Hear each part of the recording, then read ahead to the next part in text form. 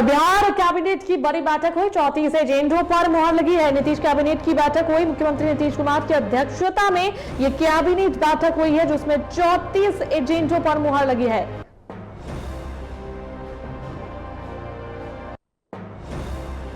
आपको बताएं कि 34 एजेंडों पर मुहर लगी है। बिहार कैबिनेट की बड़ी बैठक के बाद मुख्यमंत्री नीतीश कुमार की अध्यक्षता में कैबिनेट की यह बैठक।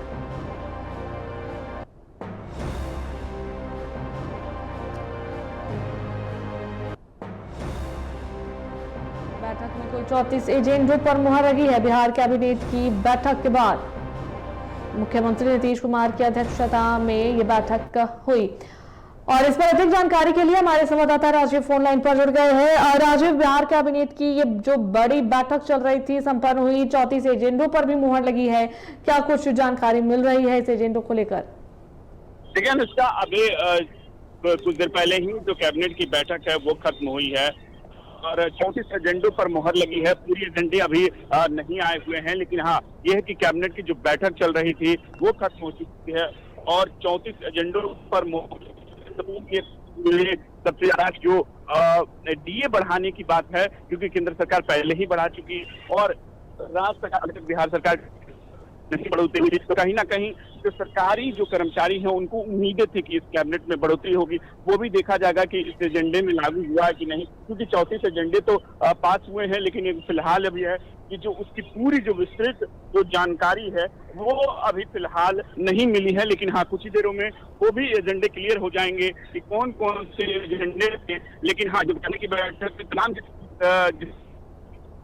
पहले भी जब पहले हुई थी तो कई पद सृजित किए गए थे, 32,000 से ज्यादा वैकेंसियां निकली थी। तो कहीं ना कहीं इसमें भी है कि हो सकता है कि बड़ा कोई निर्णय लिया गया होगा, जिसमें अभी अभी जानकारी फिर से एक धीरे धीरे आ रही है कि 71 कार्यालयों के सुचारू रूप से संचालित किया जाएगा नगर विकास विभाग की तरफ से, और उसमें भी पद सृजित किए गए हैं। लगभग 663 पद सृजित किए गए हैं। मतलब इसमें भी लगता है कि नौकरियों के जो है इसमें निकला हुआ है और तमाम जो है कि चाहे वो एक तरीके से महाअधिवक्ता कार्यालय में 34 अस्थायी पद, संविदा कर्मी के 6 पद और 40 पदों को सृजित किया गया है, और जो है कि तमाम राजस्व विभाग के 104 पद को सृजित किया गया है। तो और एयरपोर्ट अथॉरिटी में नई दिल्ली को चुना गया है। इसमें कुल जो हवाई अड्डे बनाए, जैसे मधुबनी है, वीरपुर है, मुंगेर है, वाल्मीकि नगर है, भागलपुर, सहरसा हवाई अड्डे बनाया जा सकता है। इसमें अध्ययन कराया जाएगा बाकायदा उसके लिए भी, क्योंकि डेवलपमेंट जो है बिहार सरकार पहले ही कह चुकी है कि बिहार में और भी एयरपोर्ट मिलेंगे। तो उसमें मधुबनी, वीरपुर, मुंगेर, वाल्मीकि नगर, भागलपुर और सहरसा में भी देखा जा रहा है कि किस तरीके से इसके लिए आगे क्या हम लोग कर सकते हैं। तो कहीं ना कहीं जो एजेंडे हैं, लगभग जो 34 एजेंडे पर जो मुहर लगी है उसमें है अब धीरे धीरे जो है उसमें विस्तृत जो जानकारी वो अब आ रही है।